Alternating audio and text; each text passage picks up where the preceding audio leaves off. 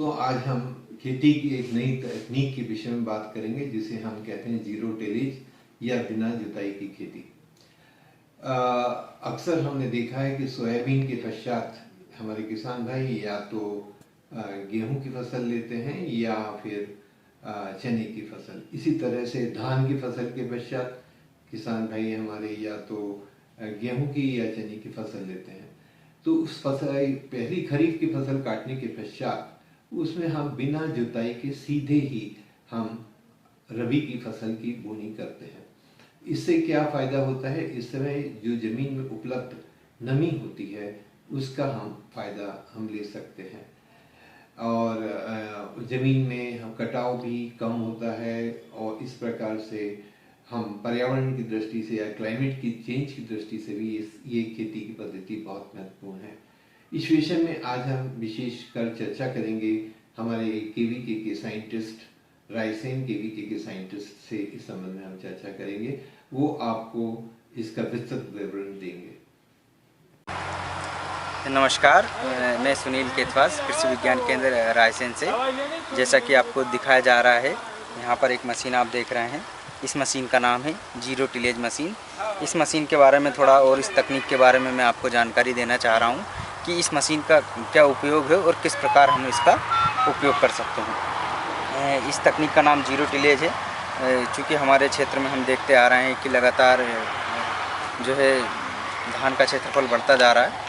तो धान के क्षेत्रफल जब बढ़ रहा है और उसके पश्चात जब गेहूं की बोनी करते हैं तो साधारणतः किसान भाई देखने में यह आता है कि जब हम धान की कटाई नवंबर लास्ट या दिसंबर तक करते हैं, उसके पश्चात जब गेहूं की बोनी करते हैं तो गेहूं की बोनी करते समय हमें जो है जनवरी का आगमन हो जाता है। तो ऐसी स्थिति में अगर हम जनवरी में गेहूं की बोनी करेंगे तो कटाई के समय में काफ़ी लेट हो जाते हैं। जीरो टिलेज तकनीक मशीन के माध्यम से हम धान की कटाई के पश्चात गेहूं की बोनी जल्दी कर सकते हैं। जैसे कि धान की कटाई होती है तो हमारा खेत तैयारी करने में, जुताई करने में जो 10, 12, 15 दिन का समय खर्च हो जाता है, उस समय की बचत करते हुए हम जीरो टिलेज मशीन से सीधे धान के खेतों में बिना जुताई करे गेहूं की बुआई कर सकते हैं। इस तकनीक में साधारणतः ये ध्यान रखा जाता है कि जब धान हमारी कट जाती है, अगर खेत में हमारे पर्याप्त नमी की मात्रा है तो इस मशीन का सीधे खाद और बीज, इस मशीन में आप देख रहे हैं कि खाद की पेटी और बीज की पेटी अलग अलग है, जिसमें कि हम खाद और बीज अलग अलग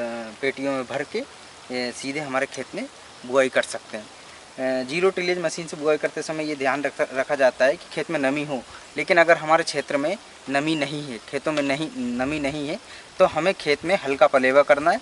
हल्का पलेवा करने के पश्चात जैसी बतर आ जाती है वैसे हम इस मशीन से धान के खेतों में सीधे बिना जुताई कर बोनी कर सकते हैं। जैसे हमारा गेहूं 8 दिन 15 दिन का हो जाता है, उसके पश्चात उसमें हल्की सिंचाई करना है और फर्टिलाइज़र यूरिया उसमें हमें देना है। किसान भाई देख रहे हैं कि इस मशीन की बनावट आपके बारे में बता दें। साधारण जो हमारी बोनी मशीन रहती है उसमें और इसमें क्या अंतर रहता है। इस मशीन में हमारा जो बोनी वाला कुचिया, जैसे हम टांस बोलते हैं, बिल्कुल पतला नुकीला रहता है, जिससे खेत में, जैसा कि आपको साइड में दिखाई दे रहा है, खेत में बिल्कुल पतला चीरा लगता है, जिसमें कि यहाँ से दाना नीचे गिरता है। दाना इस चीरे में हमें खुला हुआ दिखाई देगा। कई किसान भाई ये सोचते हैं कि जब दाना हमारा मट्टी से दबा नहीं है, खुले में पड़ा हुआ है, तो हमारा दाना अंकुरित होगा या नहीं। लेकिन इस तकनीक में दाना हमारा खुला हुआ दिखाई देता है। इसके पश्चात भी इस तकनीक में यही फ़ायदा है कि दाना हमारा पूरा अंकुरित होता है। जैसा कि अब ये मशीन आपको यहाँ चलती हुई दिखाई जाएगी कि किस प्रकार हम इससे बोनी करें।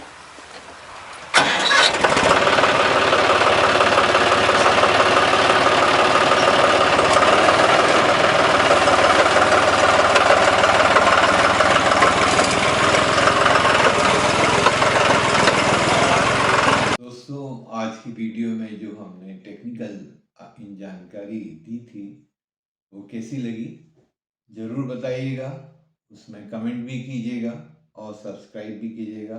Thank you very much.